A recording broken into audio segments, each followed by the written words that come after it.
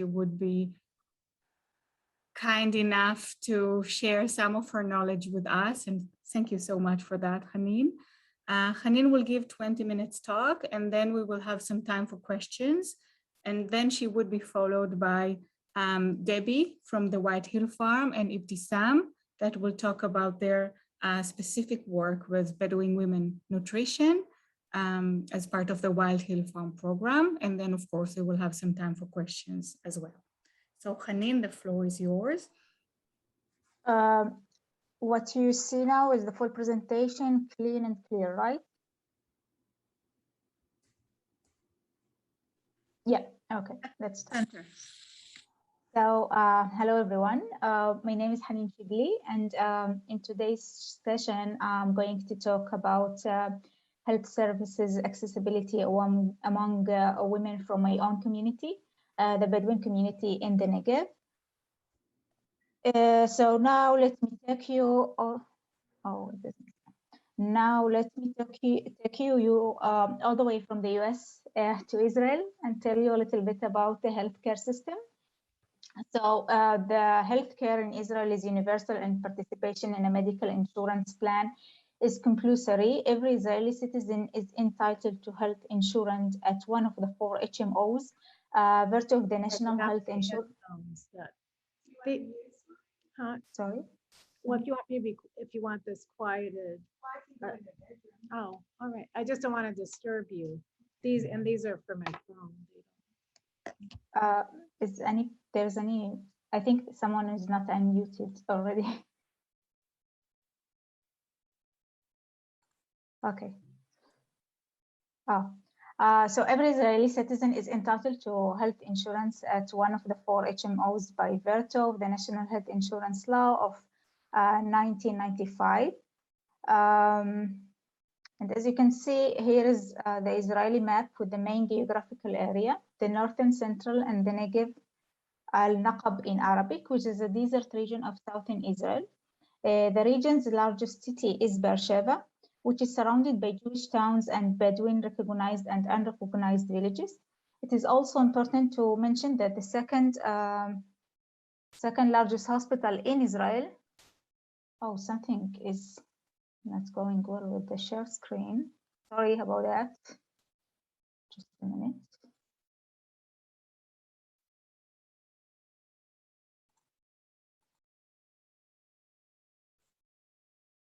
Oh, now it's okay. Okay. Yeah. So the region's largest city is Beersheba, which is surrounded by Jewish towns and Bedouin recognized and unrecognized villages. It's also important to mention that the second largest hospital in Israel is the Soroka Medical Center, which is located in Beersheba and is the only one in the Negev. So Soroka Medical Center covers 60% of the geographical area of the country and provides medical services to approximately 1 million residents of the Negev.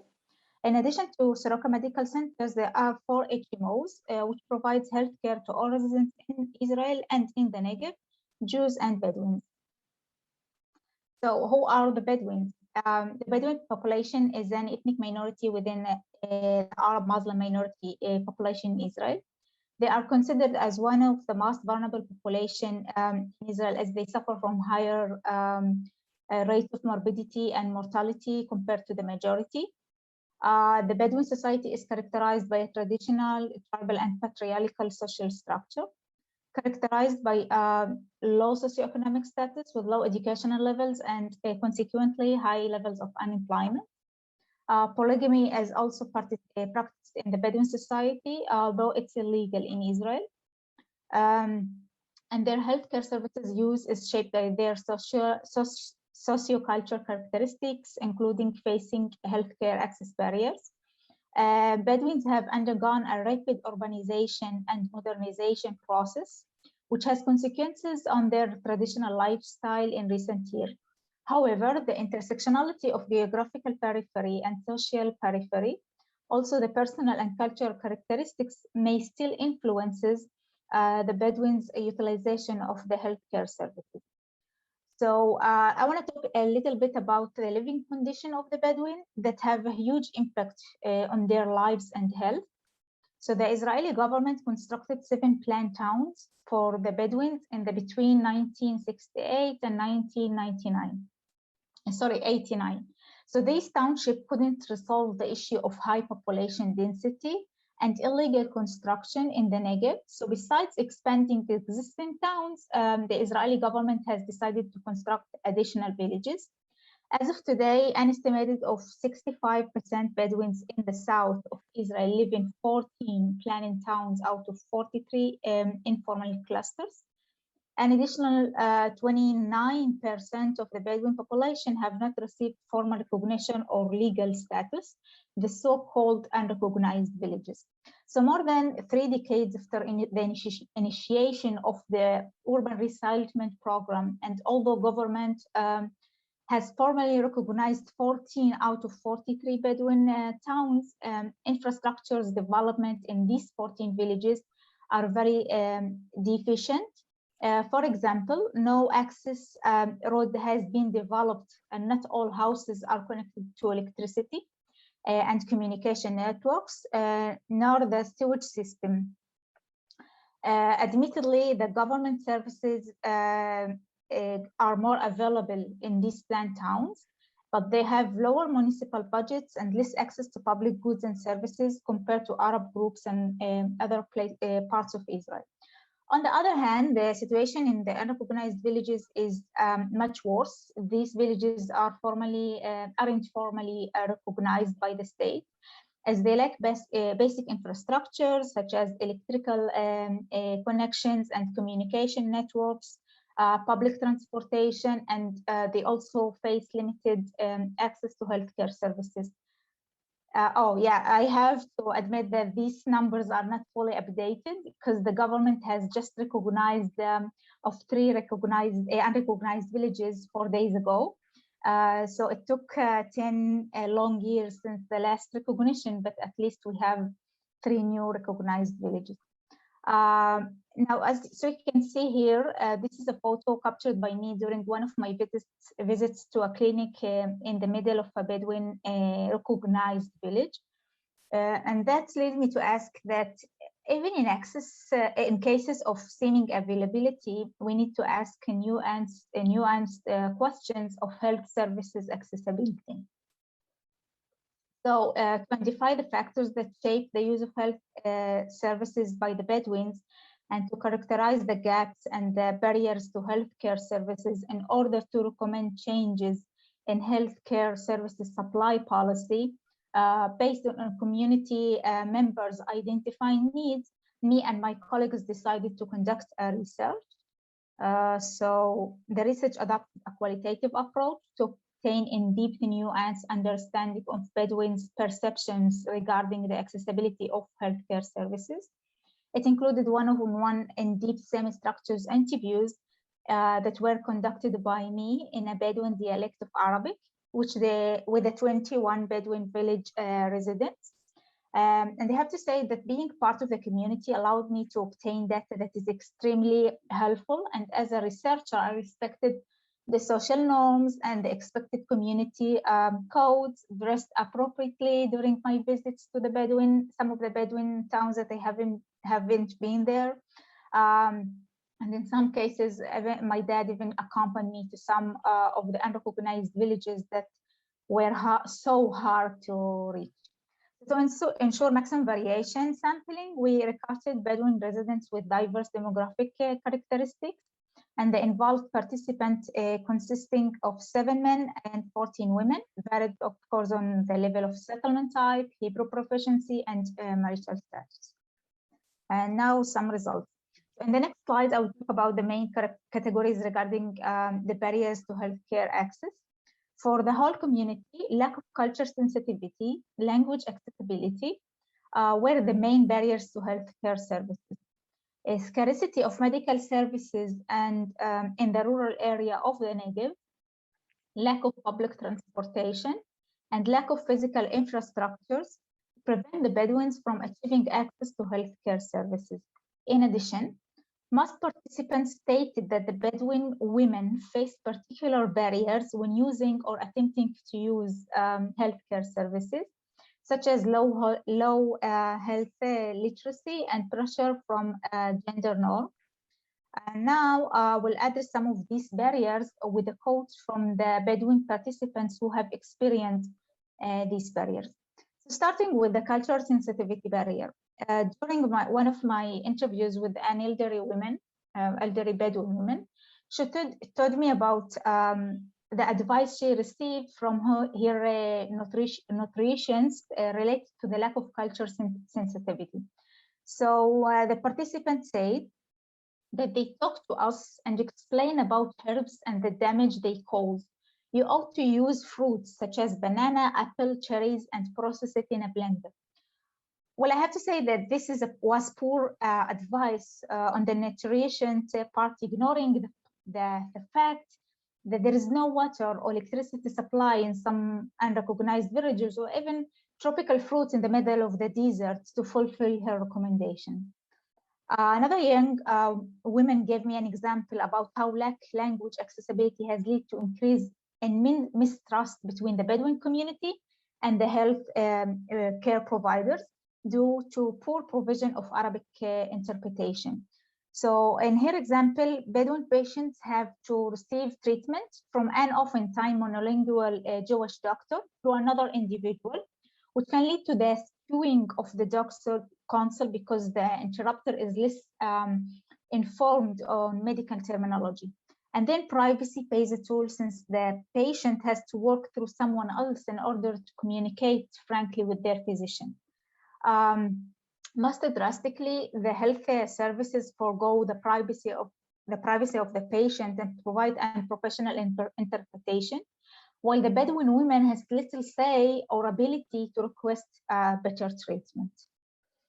And when patients need to arrive at the clinic, whether through personal or emergency transportation, the physical infrastructure in the Bedouin community creates barriers, as pointed out by this young man I interviewed.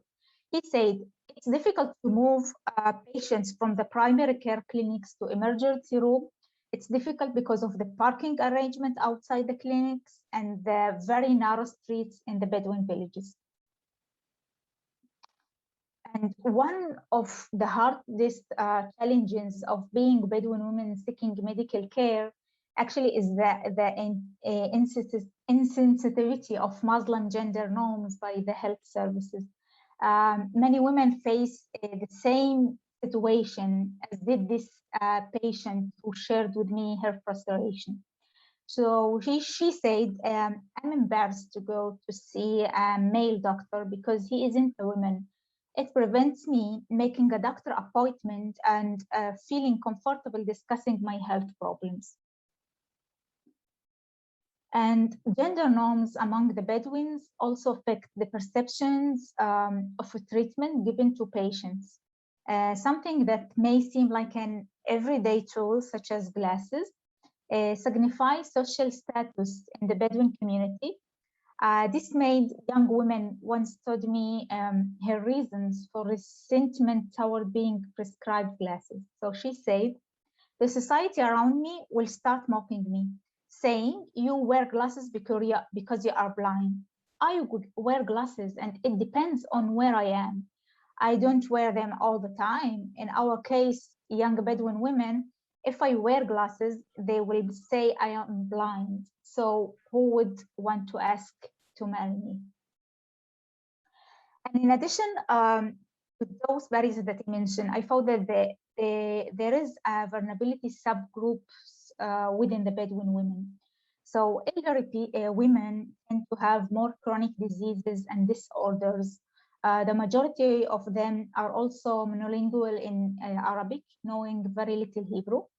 The young ladies, the young women, Bedouin women, are bound by patriarchal norms which center them at home and at the family. This entails birth and reproductive care, as well as clinical health problems that may result from poor diet or hygiene during pregnancy and leading to chronic problems later in life. And women in polygamy oftentimes requires mental and physical health care that other women statistically requires less during their lives.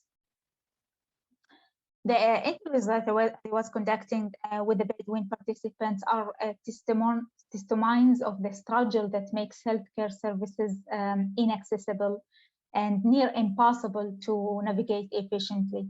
So in this study, gender and cultural barriers were identified as a crucial for the optimal access and use of these services. Moreover, Bedouin women are in especially vulnerable group since they are also face the intersection of the disadvantages ingrained in social norms, values, and beliefs.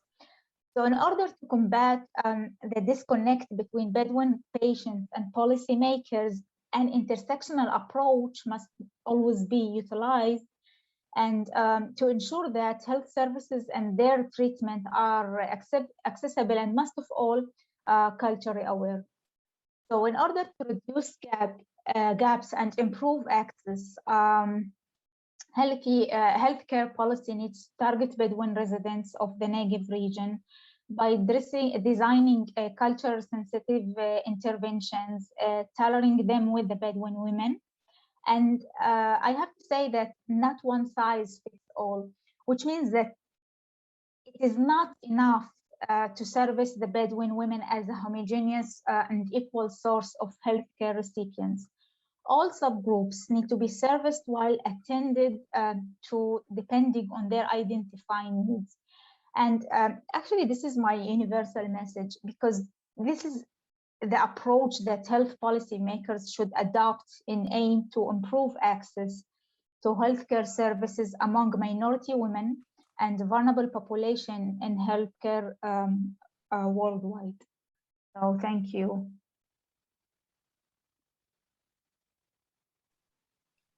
Thank you so much, Haneen. It was really fascinating, and I'm really happy you could share some time and thoughts with us. I want just to add maybe one thing that in Israel, we're trying to shift the discourse between quality and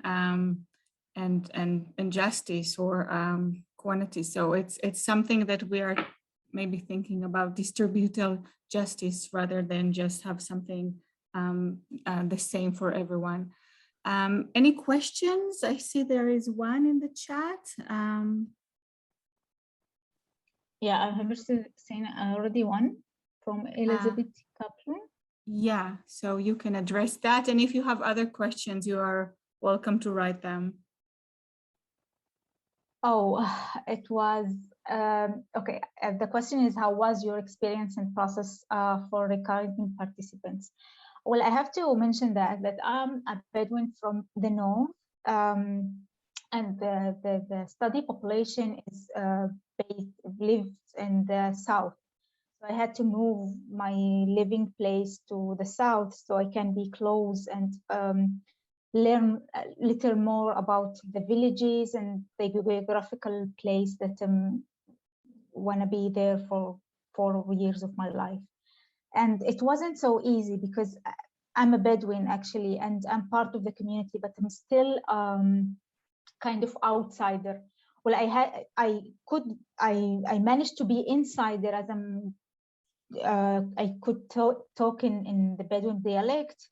I understand the social norms and the gender norms. I know how to act, but I'm still some of the Bedouin men keep mentioning that I'm a kind of outsider, what I'm doing there and what I'm like, why do I need to research and do these things for the community? And it was a long journey, and to build the trust with the community, it wasn't so easy, but I think that I managed to do that. And the community is amazing, and the Bedouin population want to improve their lives.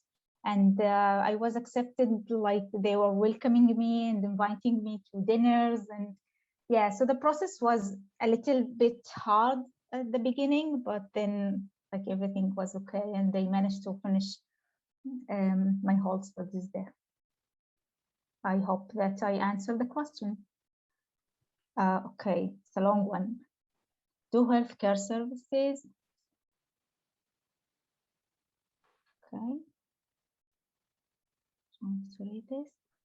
Can I just ask you, about the literacy rate for the women in the study? And was there a significant difference in between age brackets of literacy? Oh yeah, oh yeah. This wasn't investigated in this specific research, but I have four other studies during my PhD that I already conducted, and they didn't bring it here to this presentation.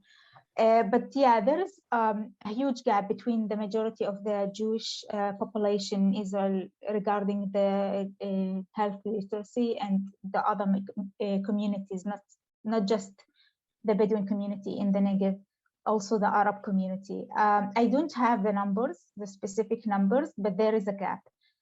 It's also, there is a gap between the subgroups, as you mentioned in your question, regarding the ages of the women and the Bedouin community and residents. So the young women is another new generation in the Bedouin community, and they could break some rules and go out the tribe or go out their village and explore new things and explore the world and get connected with other people. So yeah, I think what I was seeing as a researcher, that there is a difference between the older women and the young ladies in the community.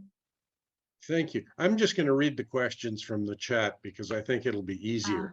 Yeah, I just you. maybe Modi, just before that, because there is a question about the next step, and I would like also Hanin to address the fact that actually Rahme is one of the recognized new villages, and how that's going to affect and relate to the new steps in healthcare in Rahme as well.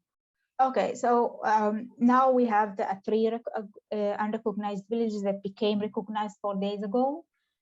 It's a great news for us. I think that things will not change from day to day, but it will take some time. But at least they have the recognition, the legal recognition in Rahme and the other two recognized villages, that they can claim for electricity connection and direct water connection, stuff like that, that they are basic for human being living in a democratic country. But regarding the healthcare services, so it depends on many factors, such as the health ministry and the HMOs, which HMO will open the doors for those for those residents and build a clinic there. So it's a many factors that depends. The next steps will depend on several factors. But I think the legal situation give the push and for development and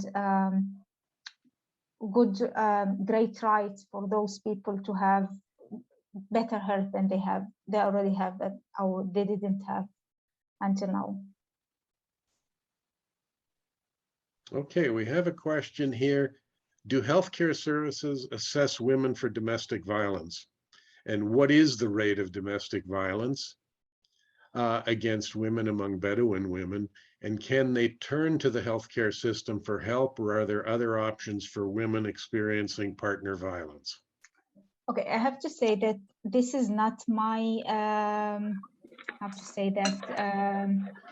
study interest, or I mean, it's a huge important issue that we should consider as a health problem and a social problem, but I didn't investigate with it because I didn't have the tools to deal with the domestic violence. But actually there is another researcher in Ben-Gurion University that's doing a lot of research about domestic violence among Bedouin women.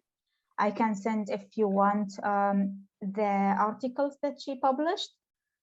Yes, but I can say in the big picture that the violence issue among such a patriarchal social norms, gender norms within the Bedouin community is something that it's not easy to open and talk about this all the time whenever we want. So it's more a social problem, and the solution came from social workers rather than physicians and nurses. I mean, they are involved in if there is a violence against women, but they try to solve the problems so carefully. So because of the social norms within the tribes or within the villages. And of course, I will send the article if you need. Thank you so much. We will have to move forward. I just need to say one thing, and that's to put in a plug, because for 3 years we supported an organization called Ma'an, which set up a hotline for domestic violence, and it was the first hotline in the Negev. Okay. So. Yeah. Okay. So thank you so much, and we will move forward to watch a short video about the White Hill Farm, followed by a presentation by Debbie, and I will introduce her just after the movie. Okay. And we will, I hope that Debbie and Ibtisam will be able to address the other questions that we didn't have time now, that some of them were in a more, like they were more general about the Bedouin community and not as to health issues. So I'm sure they can answer that as well. Okay. It's not every day we get to see a Jewish rabbi and a Bedouin sheikh exchanging thoughts and ideas. But this scene occurred in the city hall of Yerucham, a small Jewish town in southern Israel, where the town's rabbi met with Mayor Tal Ohana and the sheikh of the neighboring Bedouin village of Rachmeh. Those who know the main basic values of both Islam and Judaism remember that Islam evolved from Judaism, and they also say that Moses is our prophet, and he is the one who received the Torah. The gaps are not significant ones. If the hearts are open, everything can work out. Ever since the 1950s, the people of Rachmeh and the people of Yerucham have had close relations of trust and respect. In the early days of Yerucham, the Jewish Moroccan residents had sheep flocks here, so they herded them together with the Bedouin of Rachmeh. Rachmeh is one of the so-called unrecognized Bedouin villages of the Negev, villages whose status is disputed and which are not connected to the national power and communication grid. For many years, Israel's been trying to handle this situation, including demolishing some of these settlements. Mayor Ohana tells us that despite the difficulties and the sensitivity between Jews and Arabs, Yerucham and Rachmeh have managed to avoid the wave of violence that occurred in mixed cities elsewhere in Israel. We almost didn't have any national violent incidents. That is something that separated Yerucham from other places in the Negev district. I tie it to the fact that we have a deep relationship of trust, partnership, and investment. This small farm on the outskirts of Yerucham is a perfect example of the coexistence between the two settlements. We can see Jewish and Bedouin children playing together and sharing different experiences. Before the coronavirus pandemic, people from Yerucham arrived here 3 times a week. There is also a joint robotic class for Rachmeh and Yerucham, and there are many other activities. The children enjoy it a lot. This initiative has a great value from different aspects: educational, environmental, and also political. It brings us together with our neighbors, connect us to the earth, and also add some educational values which our children don't get in school. The co-founder of this farm, Deborah Goldman Golan, came all the way from Chicago to this remote desert town to open this project. She sees it not only as a chance to bring together people from different backgrounds, but also an exploration of the authenticity of the Holy Land. What attracted me to Yerucham was that it's like a microcosm of Israeli society, and it's a place where you're what I see is the real Israel, where you're not in a Anglo bubble or a circle of people who are similar to you, but it's a place where you meet Israel in all its incredible diversity, with the challenges, and also with incredible people who are really trying to figure out how to live together in the best way possible. Israel's new government has promised to settle the status of some of these villages, including Rachmet, within 45 days. But it's still unclear what the future will bring to this community, torn between tradition, faith, and identity. In the meantime, the people of Yerucham and Rachmet hope to plant seeds which may bear fruit for the future generations in the area, and perhaps the entire region.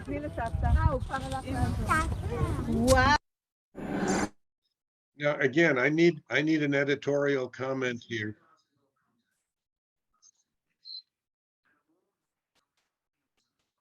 Sorry.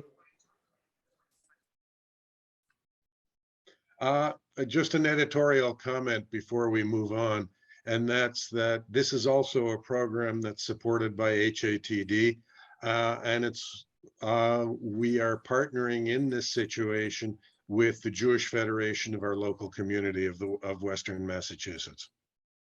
Please go ahead. Shalom, hi to everyone.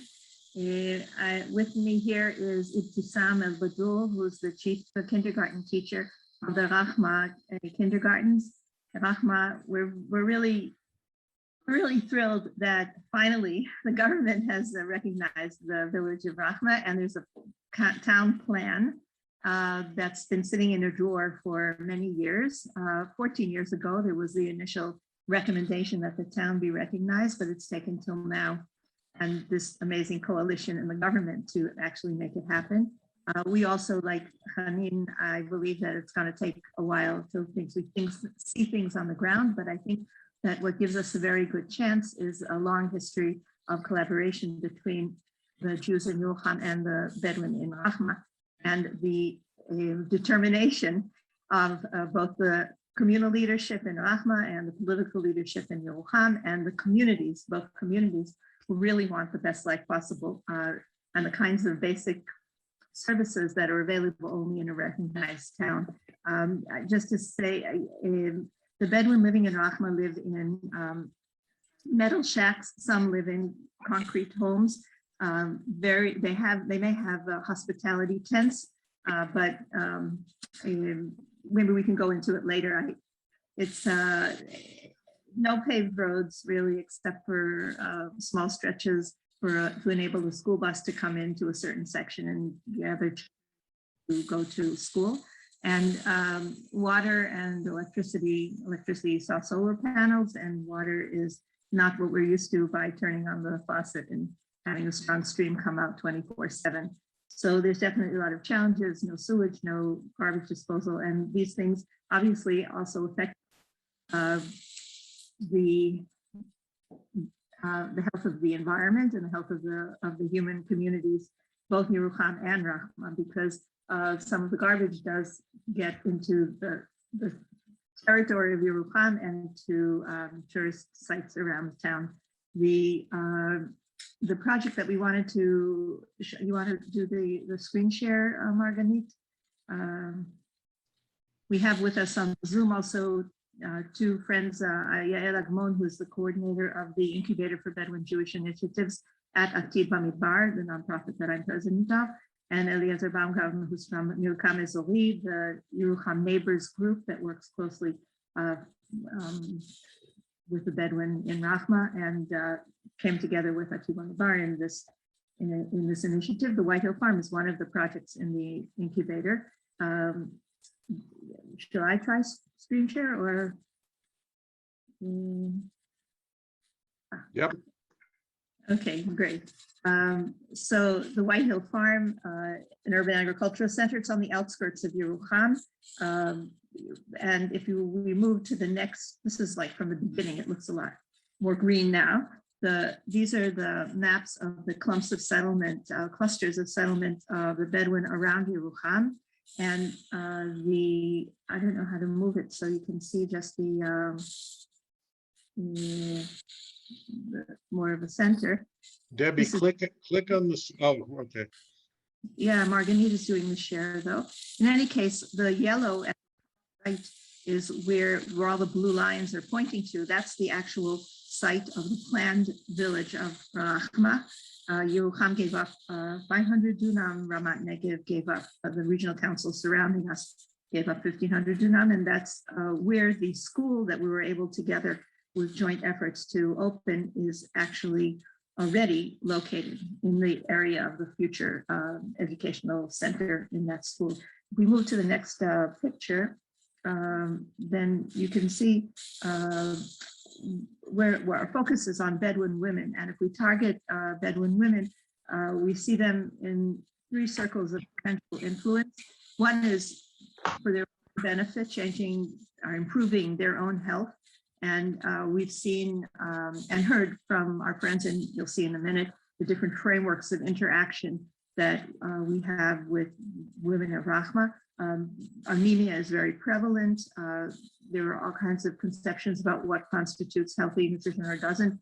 The importance of exercise, those are just some examples, but that's on the level of the personal, the women themselves. On the other level, we see them as definitely influencing their families' habits and diets, as in most cases, the people who are in charge of making food for the family, and even a small change like introducing whole wheat flour to make pita, a bread, already improves the quality of the diet for the families.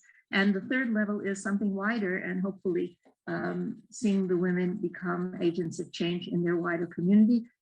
As an unrecognized village, I should say, I don't know if it's as an Rahma is a very traditional village, which means that there are strict gender norms regarding what women can and can't do. And maybe just to put in something that relates to the issues before, there are still very crucial to get the Bedouin men to allow the women to come to the farm or to go to access health. They don't access health services on their own usually. They're accompanied by a male, and this always this obviously influences their ability to speak openly, even if we move past the problem of the translation and the language barriers. We took on an approach that is, you could say, holistic, or we tried to look at how many different junctions of interaction and intervention we could work together with the Bedouin women. First of all, with Ibtisam and Ansaf and Olkaya at the kindergartens of Rahma, the 3 kindergartens, with about 90 children. And the first one was bringing the kindergartens to the farm to enable them to help grow vegetables, pick vegetables, cook good things from the vegetables, and see how healthy food can be also delicious to make. And we also introduced Bedouin women activities at the farm. In the kindergartens, Ibtisam and Ansaf and Olkaya introduced programming that we'll talk about a little bit more in detail, and I hope Ibtisam can add to what I say, that definitely made small revolutions in the families, through the mothers and the families of the kids in the kindergarten. During Corona, and we can't ignore the extremely frustrating period in terms of the ability of kindergartens to come to the farm during the COVID pandemic, even though some of the Jewish kindergartens, special ed, they were able to continue. Most of the kindergartens weren't able to come, and when they did come, they weren't able to prepare, as in the past, food. We're talking about a farm that we started in 2018, and it's something that's a work in progress. Okay, the other thing I wanted to mention is in the kindergarten itself, there's a space near the kindergartens where the kindergarten teachers and the children put together vegetable gardens and grow and pick and use things that they grow there. And then the Ministry of Health, this was a first for the Ministry of Health. They have healthy cooking workshops with Yael Bar, the Southern District dietitian, and with Dr. Ziva Stahl.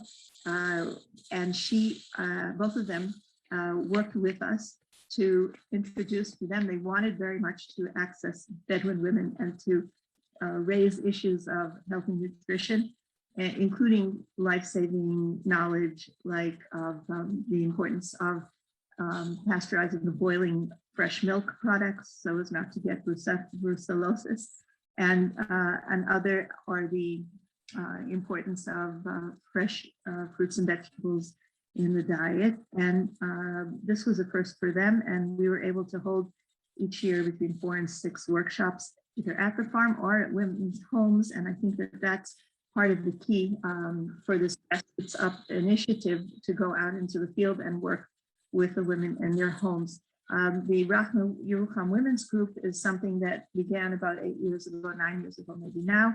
And we'll talk more about it, but that's another platform to introduce discussion of health issues. And another wonderful initiative that came out, and we hope we'll be able to continue, is healthy cooking workshops for girls and teenagers in Rachma. Just to look at a few pictures in kindergartens at the farm. I have to talk fast, so we can just go through it. Being not only about healthy food, nutrition, but also about physical exercise, connecting with nature. You can go faster here just to show some of the things, picking kubeza, and some of the delicious cooked foods that were made. Healthy cooking workshops, you can see Dr. Ziva Stahl in action, and in the first slide, there's a picture also of the Eileen Bar there in one of the homes, and we've done things, as you can see. Sam introduced some of the mothers to the healthy cooking workshop that she did at the farm with the kindergarten children while they were doing other activities with children. And let's move on. This is a definite desire on the part of the Ministry of Health to work in collaboration with the local population and see how to improve health in general. One of the wonderful games that Sam created was the figure of who has a terrible toothache, and they played the game, the kids, and she gave out toothbrushes, and she also did follow-up in how whether the kids were brushing, and families bought toothbrushes, and that's like one whole thing she could maybe relate to. Changing the foods that children brought to kindergarten, instead of white bread smeared with chocolate spread or pastrami, processed meats. All 3 kindergarten teachers, especially led by Sam and Ansaf especially, started to talk to the children of what they bring and encourage them to bring more healthy food, like majadra, which is lentils and rice dishes, or other things that their mothers make at home, and that the parents were embarrassed to send with their kids because it didn't seem like the right kind of food to bring to kindergarten. So they reestablished a legitimacy of bringing healthy food from home cooked food. We talked about the vegetable herb garden in the kindergarten yard. And then during Corona, there was a lot of WhatsApp support. There's no Wi-Fi in Rachma, only the elementary school now has some, but through telephone and WhatsApp video, Sam especially was able to guide mothers and children to do things together to create healthy meals at home. And this ongoing discussion of foods and health over the lunches and everything. And the kindergarten teachers themselves never brought any more Coca-Cola into the kindergarten itself. And then the other framework that we had, as I said, in place is this very intimate and wonderful exchange of being hosted in Yerucham or in Rachma in women's homes that's culturally acceptable in the Bedouin society. And there we introduced talks, informal talks by women doctors from Yerucham, and it translated by, and Dr. Ziva Stahl also, translated by women in the group. Bedouin are Jewish who speak Arabic. And we can move on. And this was another way to talk about health issues. This is where we heard about the widespread anemia. This is how we began to understand some of the fears and some of the problems and some of the barriers to the women accessing health. services. The Young Girls Healthy Workshops, just to look, the Nura Sagaira actually gathered a group of girls, about 10 girls, and 12 girls, and she spoke to them about health and nutrition as they actually cooked together and made things. This was another way to get the word out and start to influence these future mothers and also the girls themselves, which should be healthy. Go on, please. And thanks to our collaboration and the support of HATD, and also the collaboration with Dr. Ziva Stahl and one of her graduate students, Shiri Ofer, we put together a questionnaire that in Arabic and Hebrew that was distributed in different techniques. We won't necessarily go into it. The first year, let's go on and just show some of the, please, I want to talk fast. What we found is that even though there's more use of olive oil, there's also a lot more use of margarine and butter, and drinking sweetened beverages is prevalent, completely prevalent. Anyone who's been to a wedding in the Bedouin community knows that people are always sticking cola, not Diet Cola, cola and Fanta and other drinks like that into your hands. And candies are distributed and some grains. Let's move on, please. And there's also, relative to the amount of processed meats, more processed meats in the Bedouin sector than in the Jewish sector. Let's move on. And I think we want to focus mainly on this. Among the Bedouin control group and the Bedouin intervention group, we did see the increased use of whole wheat flour to make bread in the intervention group, and that we attribute to the sort of all the different intersective frameworks in which the discussion about this, including communal events and all the other frameworks in which this issue was discussed. And one of the things we set as a goal was to reduce the amount of sweetened beverages, increase the use of olive oil, reduce margarine and butter, and increase consumption of vegetables and fruits. Let's move on. Please, the next slide, Marguerite. After the second year, this is 2020, it was already the beginning of the corona, or the middle of the corona when we did this. So it was a little harder to do some of the distribution of the questionnaires. Some were oral, of course, but what we did begin to see incipient trends, not necessarily significant among the Rachma, as opposed to Bedouin and Noharinam, Telarad, Segev Shalom, a slight reduction in the consumption of sweetened beverages, slightly more portions of vegetables and fruits, hummus and prina, and consumption of meat is something that we have to focus more carefully on. Let's move up a little bit. One more slide. Okay, and salty snacks, high salt and slight, but compared to the Jews, the Bedouin women still consume more sweetened beverages and less nuts and more salty snacks like burekas, baked goods. Not exactly a healthy snack. Let's move up to the last one, please, Marguerite, another slide. So I think that one of the, if I want to sum up, I think that one of the things that characterizes our approach is the upstreaming. I learned that word, a grassroots up approach that says let's find out, let's identify where are the frameworks for discussing health issues, nutrition issues, and let's see if we can get the word out about this one more. Also by this wonderful strategic partnership that we made with the Ministry of Health, with Dr. Ziva Stahl and the Efshari Bari program, which is the Ministry of Health program for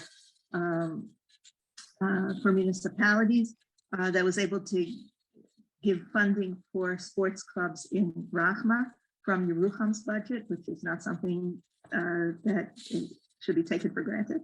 And now one of the bureaucratic difficulties is unrecognized villages for sure, but even some of the recognized villages and some of the Bedouin regional councils that are responsible for the villages, recognized and unrecognized, are not able to even apply for that Efshari Bari funding. And that's why it's really important, the collaboration between Jews and Bedouin together. I think that is the holistic approach that identifies different opportunities and frameworks or platforms for introducing health issues. The last thing here is just a very nice picture from the inauguration of the farm in 2018. And we're very grateful to HATD for its support till now. Well, unfortunately, we are not going to have time for questions. Norbert prides himself on starting meetings on time and ending them on time. I feel like not being Norbert, I have a little bit more flexibility. So, if anyone would like to stay, I hereby declare this meeting over, but if anyone would like to stay and ask questions, please do so. And thank you so much, Debbie and Hanin. And Ibtisam is also with us, and she's happy to answer questions as well. So you're really welcome.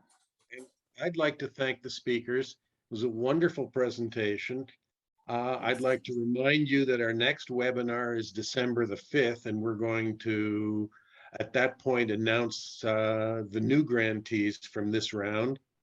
And just remind you that if you feel the urge to give, I've put the donate button of the Healing Across the Divides webpage up on the chat a few times. So carry on. Sam, do you have anything you want to add perhaps? Or Hanin, maybe you want to react to something that we talked about? Or Yael? Just to say thank you so much for the invitation.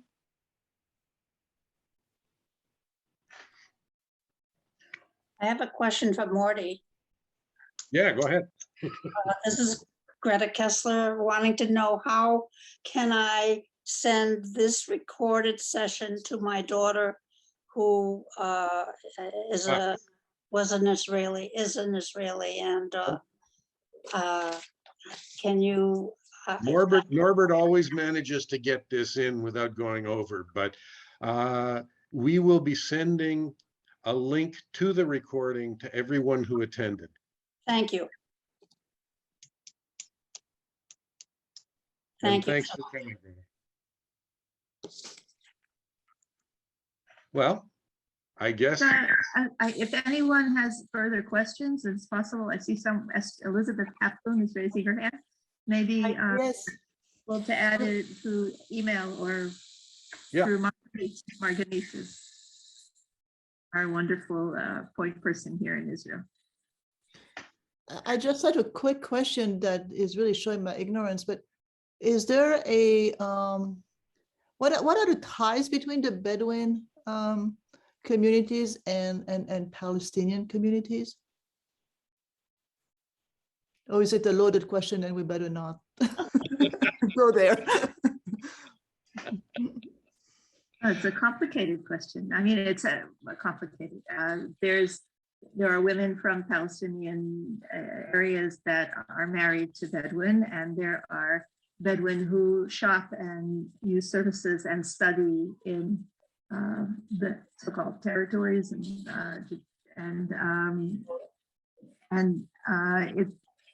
but they also, I mean, I think it's another webinar, personally.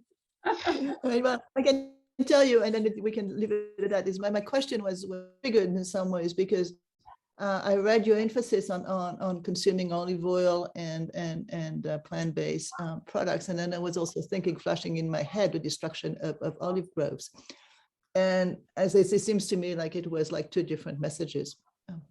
So here we go. And again, I don't want to put anyone in the spot here. It's just a reflection I had.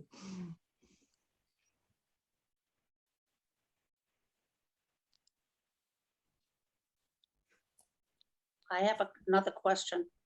Go ahead, Greta. I went to Yerucham and Ofakim when they were first started as villages. So is Yerucham a separate Bedouin village? No, Yerucham. Yerucham was founded in January 1951 as a transit camp for new immigrants, and then it's now a town of about 12,000 people and growing pretty rapidly.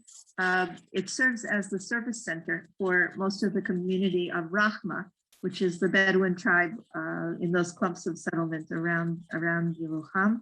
And the Bedouin of Rahma see Yerucham as a kind of, I don't know, you could say a service center, the national insurance, the bank, the supermarkets, the health clinics, the weekly market, all of these are things that they access here in Yerucham. And hopefully one of the first things, Yael maybe could speak about that, one of the first things that hopefully will be built in Rahma will be a service center, so the Bedouin will have things that are much more accessible for them. Like social welfare, Hanin, you mentioned that the social workers, there's like a traveling truck for the unrecognized villages that goes from the regional council around, and it's parked by the kindergarten, but it's really not that accessible for women just to go there on their own and talk about domestic violence, for instance. But maybe there are ways those things could be, and also I don't know any statistics about that, but maybe Hanin, if you know about people who are doing research, then that would be good to find out more about. Could I ask a question? You Karen. My question is, what is the religious makeup of Yerucham? Is it mostly Jews, or are there Palestinians and? Definitely mostly Jews. Jews. It's a Jewish town. There are some there are a few Bedouin, about 300 Bedouin that are registered in town, but that's only, well, it has political implications in terms of voting, but it also means that they can have some access to services. Maybe I can speak more about that. Okay. Thank you. Well, I'd like to thank you all very much. By the way, this is a project that has been running on Debbie's energy to a very large degree. And Yael Agmon, and other people on staff now. We have a new community called Neta. Amazing guy. I understand, but it's also a program that is potentially reproducible in the Negev. And if someone would care to donate a little money to HATD, we might be able to get another one off the ground. And on that note, I'd like to thank you all for coming. I hope that you guys got as much out of this as I did. And I wish you a very good week. Thank you. Bye. Bye-bye. Thank you. Thank you.